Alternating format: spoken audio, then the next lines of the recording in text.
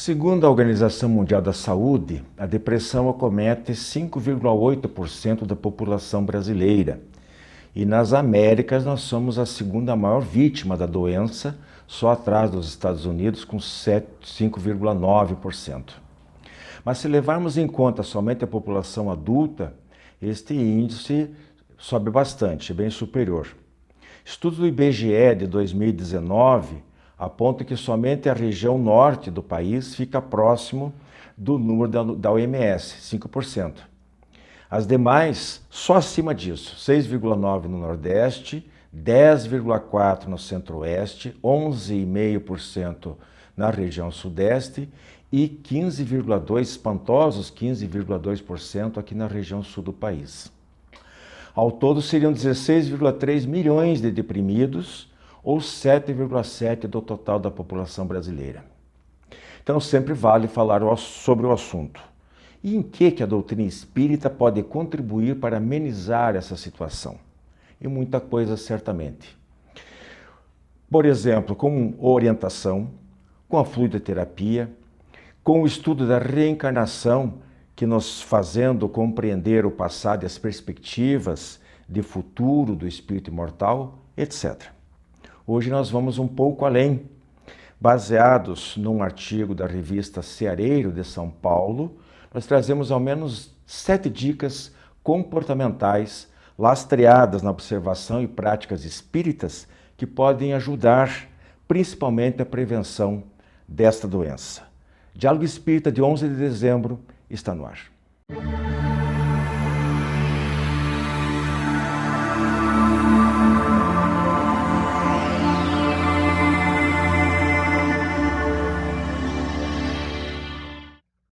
Queridos amigos, nosso Diálogo Espírita de hoje traz no seu tema livre, colocamos aqui como título, Dicas Espirituais Práticas contra a Depressão. Eu falei na abertura que os nossos comentários estariam baseados num artigo que eu li numa revista espírita, a revista Ceareiro de São Paulo, o artigo assinado pela Maria Lúcia Rossi de Castro. Essa revista era edição de outubro de 2021, agora, recente. Então nós temos aqui realmente, como falei, 7 dicas bem práticas, didáticas, objetivas, que os nossos companheiros aqui, a Rose e o Humberto, vão expor para vocês alternadamente, com eventuais intervenções recíprocas que a gente pode fazer para complementar aqui. Eu vou começar com a Rose, para falar um pouquinho da importância da religiosidade, então, no combate e prevenção à depressão. Depressão é considerado o mal do século, né? Mas não é nova. É uma doença que atinge a humanidade há muito tempo. Antigamente se chamava melancolia, tinha outros nomes, mas ela está aumentando, pelo menos no grau de reconhecimento da sua existência. A religiosidade, ela tem um importante papel preventivo no trabalho para evitar a depressão. Por quê? Porque o deprimido, em geral, ele está voltado para o passado.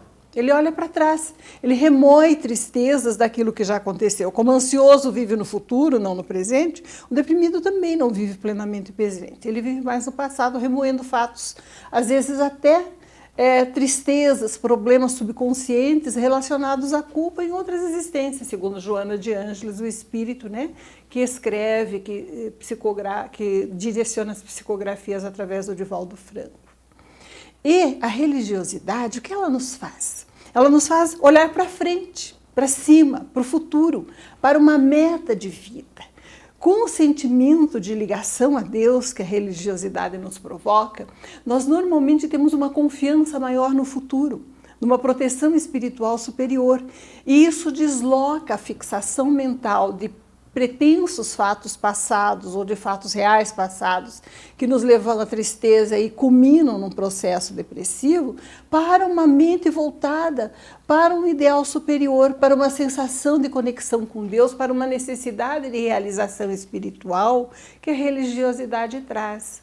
Então, assim, o cultivo do sentimento religioso equilibrado, né, não fanático, com bases racionais, ele nos proporciona uma visão de mundo, uma finalidade para a nossa existência e uma proteção, uma sensação de proteção que nos leva a olharmos para cima e para frente de nós em busca de uma meta maior de realização. Então é um fator importantíssimo na prevenção da depressão, a divulgação dos conceitos religiosos e a busca da religiosidade. Humberto, a nossa amiga aqui, a articulista, ela coloca como segundo item a perda do orgulho. Eu perguntaria então, em que o orgulho atrapalha, né? Por que o orgulho ajuda a provocar, qual é a conexão que existe do orgulho com a depressão? Certo, Wilson. O orgulho, a pessoa que é dotada de muito orgulho, ela, na verdade, ela fica cega para as próprias dificuldades, né? É difícil uma pessoa muito orgulhosa admitir que falha, admitir que erra, admitir que precisa de ajuda dos outros, né? Esse fator do orgulho deixar a pessoa se sentindo obrigada a responder para a sociedade, para a família, como sendo superior aos demais, né? No sentido do orgulho em si, faz com que a pessoa nunca consiga se sentir plena, porque ela está sempre falhando, né? Todos nós falhamos. E isso que vai levar ela à depressão, a impossibilidade dela alcançar aquele objetivo, dela nunca estar próxima do objetivo de ser, vamos dizer, a onipotência que ela imagina que seja, porque ela não vai conquistar isso, né? Mas também complementando que o orgulho em si, ele é uma dificuldade nossa a ser combatida de qualquer forma, né? Porque além da depressão, ela é citada no Livro dos Espíritos mesmo como sendo uma das maiores chagas da humanidade, porque ela acaba sendo geradora de inúmeras outras dificuldades do ser humano, né? Então, o orgulho seria vamos dizer, um ponto base para se trabalhar na nossa reforma íntima. E o orgulhoso, no caso, ele se retrai, ele não aceita críticas, né? Porque ele se considera superior, como você disse. Então, ele se ofende facilmente e acaba meio contraditório, mas porque a tendência do orgulhoso é se expandir, mas ele acaba se retraindo, né? A outra chaga moral, a outra grande chaga moral da sociedade, segundo os espíritos, é o egoísmo. E aí, então, nós temos a perda do egocentrismo, que é o subtítulo que ela colocou aqui. E aí? Bom, todos nós temos o direito e o dever de buscarmos aquilo que nos realiza, que nos faz bem, que nos traz satisfação, que nos dá um prazer saudável e lícito. Porém, a personalidade infantil, ela não consegue superar aquela fase em que se sente detentora de todos os direitos, em que pensa que todo o universo são papai e mamãe, né? Que satisfazem os seus desejos. Então, o egocentrismo, ele exacerbado, desequilibrado, ou o sentimento de que somos o centro de tudo, nos leva ao quê? Inevitavelmente, à frustração. Por quê? Porque o mundo, obviamente, não obedece aos nossos anseios, não está ali para nos satisfazer. A realidade, os fatos da vida são muito duros, às vezes, difíceis de aceitar. E o processo de amadurecimento emocional e espiritual exige a aceitação que o egocentrismo impede. A pessoa voltada apenas para si mesma se sente vítima. E a vítima olha para suas próprias chagas e olha de novo para trás, para aquilo que não a realizou, para aquilo que não a satisfaz. E o egocentrismo impede que uma personalidade se equilibre e se relacione com tranquilidade, com harmonia, porque ela precisa aprender que ceder faz parte da vida, que frustrar-se faz parte da realidade e que são fatores de aprendizado que ela vai superar. O mundo não está ali para servi-la. Então, a vencer o egocentrismo, sabendo que todos nós estamos num processo de realização mútua, em que nos é lícito buscar o que nos faz bem, mas em que temos que refrear o nosso desejo para também atender às aspirações justas daqueles que nos rodeiam, é a busca do equilíbrio. E o processo depressivo, baseado na frustração, ou ocasionado pela frustração, ele é realmente difícil de superar. Porque a pessoa espera que o mundo a realize, que os outros a satisfaçam. E isso não existe. Nós temos que criar nossa própria realidade harmoniosa. É verdade. O Humberto, a Lúcia aqui, ela colocou o otimismo como um dos maiores ou melhores antidepressivos, combate o baixo astral. Você concorda com ela? Concordo. O otimismo podemos dizer que é o medicamento que deve ser administrado diariamente, né, no combate à depressão. Principalmente a depressão, a gente coloca como esse otimismo sendo a forma de ver as coisas, porque o otimismo não é uma emoção, um sentimento, né? É uma forma de posicionamento. É racional, é uma coisa pensada bem previamente. Racional. Ela começa racionalmente assim, depois ela se torna um hábito mental. Né? Exige esforço e investimento, né? Exatamente, os esforços e investimentos. Quem quer se curar precisa trabalhar pela cura, né? Então, o otimismo que vai amenizar os riscos da depressão, o que ele é? Eu vou olhar uma situação e vou ter duas opções.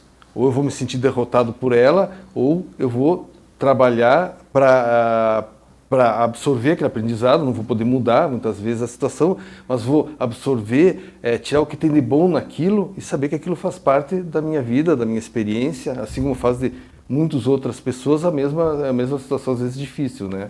Uma vez você falou aí sobre o famoso copo meio vazio, meio cheio, né?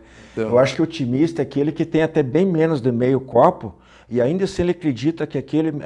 Porque às vezes o remédio, por exemplo, a homeopatia, ela é de gotinhas, né?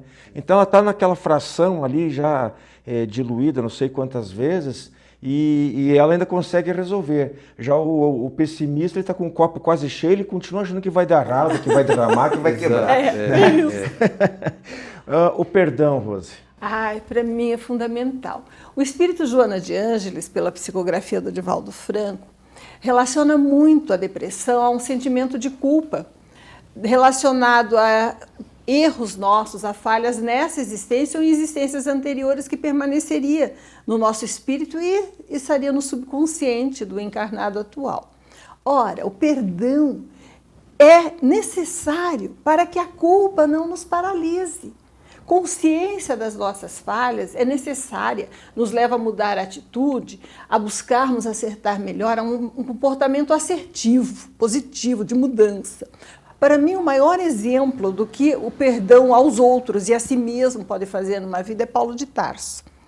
Gente, ele era assassino, né? Ele tinha matado Estevão e tantos outros. E descobriu que estava completamente enganado quando Jesus lhe apareceu no caminho de Damasco. Ele perdeu tempo se culpando, dizendo, sou culpado, matei, persegui, torturei pessoas. Nem um segundo. Ele virou-se para o Espírito de Jesus que lhe apareceu e perguntou, Senhor, que quereis que eu faça? E se tornou um paladino da divulgação do cristianismo entre os gentios e entre os povos. Esse perdão, que é a desistência de qualquer esperança de mudar o passado, e a depressão está ligada a remoer o passado, é fundamental.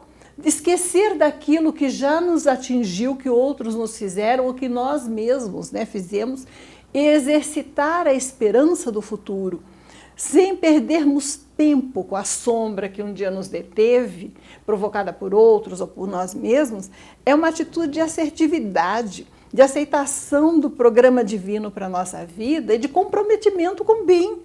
Então, o perdão aos outros ou o auto-perdão é fundamental no processo espiritual de prevenção e combate à depressão, porque nos foca no futuro, naquilo que podemos realizar, e não naquilo que um dia outros erraram, ou que nós erramos, que já aconteceu, não foi muitas vezes um ato voluntário nosso ou de outros, decorreu de uma série de circunstâncias, ou mesmo que tenha sido, mas só está presente no momento atual, nos perturbando por um ato voluntário da nossa vontade, que se detém naquela lembrança e torna presente um fato passado. Então, o perdão é essencial para encararmos o momento presente com equilíbrio e focarmos a nossa energia naquilo que podemos fazer.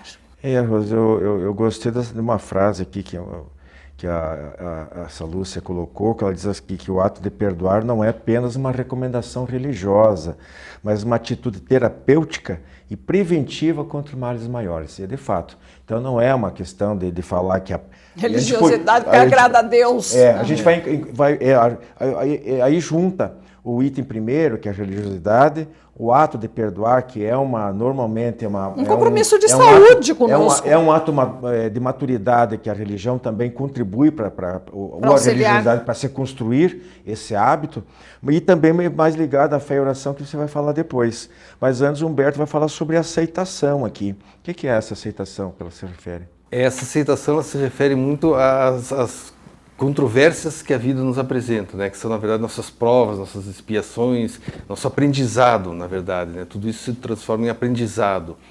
Ela cita a perda de um ente querido, uma situação de doença, né? Uma situação de um acidente, de uma dificuldade financeira.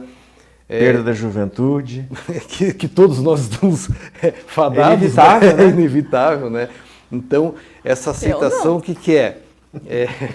Essa aceitação é simplesmente eu não resistir contra aquilo que a vida me propõe, com a compreensão, né, de que tudo que a vida me apresenta faz parte do meu projeto de aprendizado, de compreensão da vida.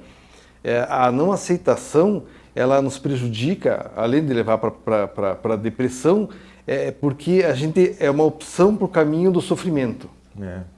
Eu posso ter uma dificuldade hoje e eu posso optar por sentir a dificuldade ou ficar sofrendo pela dificuldade, né? Ou enfrentar essa dificuldade e aceitar ela. Ou se vitimizar. Ou me vitimizar e ficar o resto da vida sofrendo porque, né? Há exemplos inúmeros, né, na humanidade, mas me veio à cabeça, por exemplo, pessoas que nasceram com graves deficiências físicas, né, que limitam demais o corpo físico e hoje participam das Paralimpíadas. São atletas com grande, vamos dizer, renome, com um grande potencial e que mostram a capacidade de superação, de aceitação da minha impossibilidade, mas a superação da dificuldade. Uma aceitação ativa, não passiva. Exatamente. Eu acho que essa é a diferença. Né? Não é aquela aceitação de... É mudar o que pode ser mudado. Exatamente. Porque se ficasse lá num cantinho lá choramingando e se lamentando que a vida é cruel, que por que Deus fez isso comigo e a culpa é de fulano, de Beltrano, não ia sair do lugar. O mais prejudicado é ela.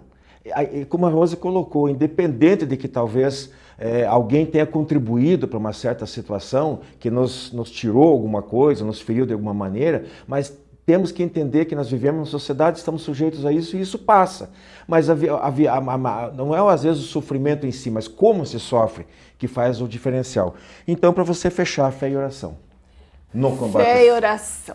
Fé é confiança na nossa própria possibilidade de mudar, de construir, mas também na proteção divina, está ligada à ideia da religiosidade. A oração é a busca do auxílio superior. Deus está em toda parte, está aqui conosco.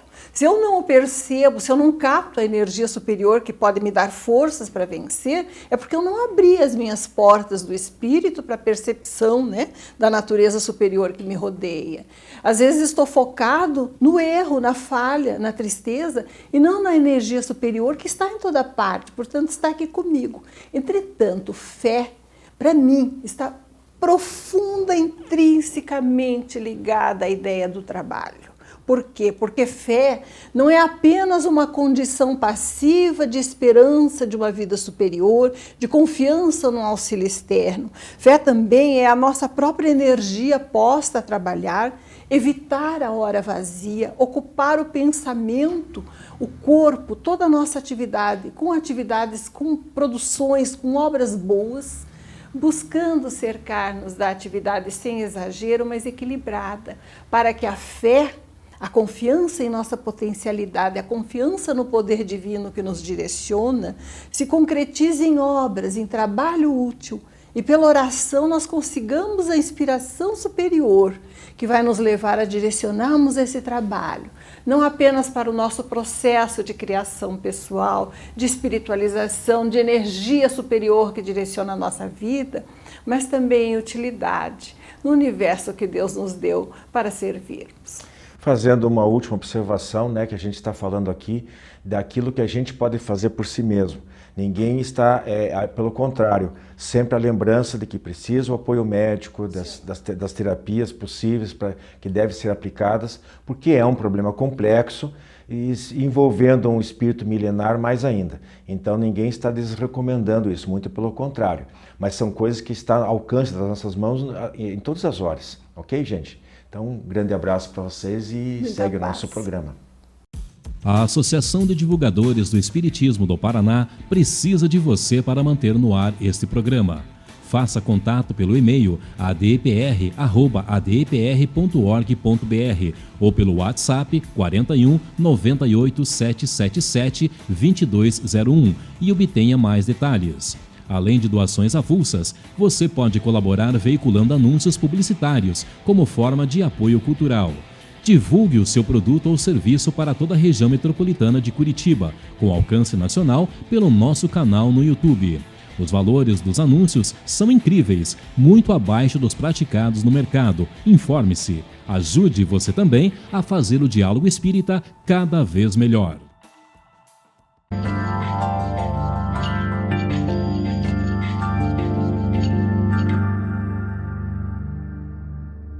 Olá! Hoje no quadro Cristo e Nós no Terceiro Milênio, nós iremos ver aquela passagem que se encontra no Evangelho segundo o Espiritismo, no capítulo 24, em que nós não devemos colocar a candeia debaixo do alqueire. E no item 11, onde Jesus afirma que os que têm saúde não precisam de médico, e sim os doentes. E hoje nós indagamos assim: quem são esses doentes? De quais doentes Jesus falava naquela época, quando ele foi repreendido pelos fariseus por estar numa casa fazendo refeições com os publicanos e pessoas de má vida? Então os fariseus acham um escândalo e recrimina a atitude de Jesus. Jesus então faz essa afirmação, que quem precisa de médico é a quem está doente.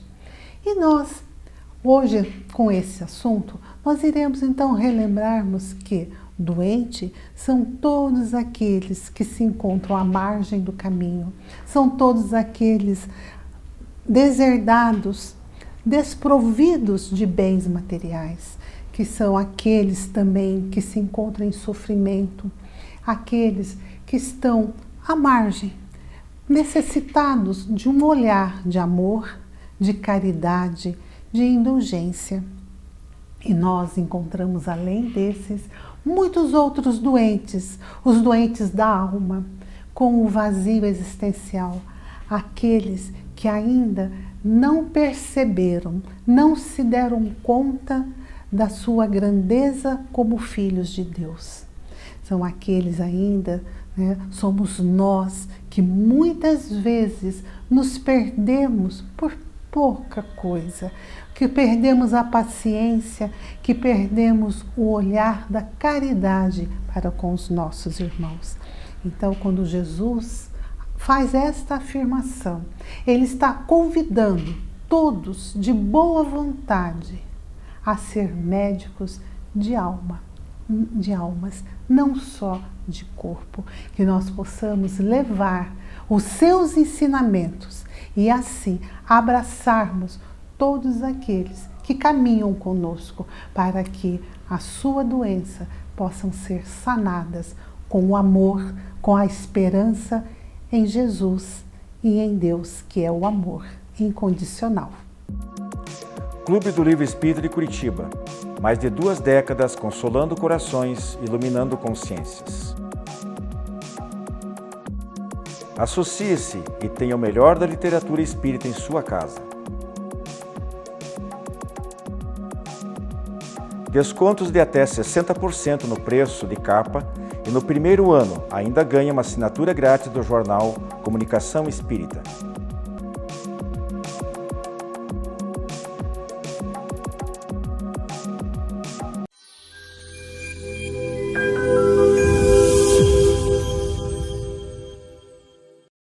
Olá! Hoje no quadro Fonte Allan Kardec, trouxemos o tema disciplina e ordem. Já perceberam que os dias em que nós acordamos desbaratados, alvoroçados, nós nos perdemos no nosso dia, o dia rende menos, não conseguimos cumprir com os nossos compromissos muitas vezes e somos cobrados daqui e acolá. A maioria de nós não gosta de ser cobrado. Por isso, a necessidade de sermos disciplinados e ordeiros. Há aqueles que prefiram a desordem, a indisciplina, sim, nós sabemos. Mas para que a nossa vida seja mais leve, para que nós possamos cumprir com os nossos compromissos, é fundamental que sejamos pessoas adeptas do planejamento, da ordem nas nossas vidas, nas nossas ações, inclusive nos nossos pensamentos, e da disciplina nos nossos pensamentos também, nas nossas tarefas diárias. Planejar o que fazer no dia faz com que nós nos tornemos disciplinados, cumpramos com aquilo que prometemos. Quantas vezes acordamos já passando da hora de estar no trabalho ou na escola ou numa atividade que nós assumimos e nos desesperamos e queremos que o outro nos espere, que os outros aguardem chegarmos e entreguemos os nossos trabalhos, muitas vezes em horas e horas prolongadas e que não foram acordadas. No livro Renove-se, Marco Prisco, por intermédio da psicografia de Divaldo Pereira Franco, fala do nosso compromisso. O título é Seu Compromisso, que fala-nos justamente dessa atitude nossa diária, do planejamento, da ordem, da disciplina. E ele diz assim: o seu é o compromisso do bem. Não lhe importem os impedimentos que surgem ameaçadores. Mais adiante ele fala: preserve a consciência do objetivo existencial. Toda luta impõe esforço e até mesmo sacrifício. Não desfaleça porque se encontra desgastado. Renove as energias mediante a prece e permita-se o entusiasmo de quem se encontra no rumo certo.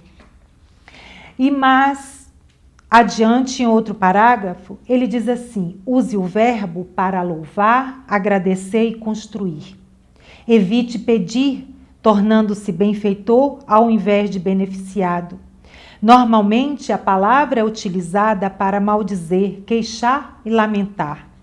Nunca se faculte vestir-se de autocomiseração, criando problemas que não têm fundamento. O seu é o compromisso com as soluções e não com as complexidades existenciais. Acenda luzes na escuridão, plantando sementes de alegria no solo dos corações. Antes, porém, seja feliz, jovial e fiel ao seu compromisso.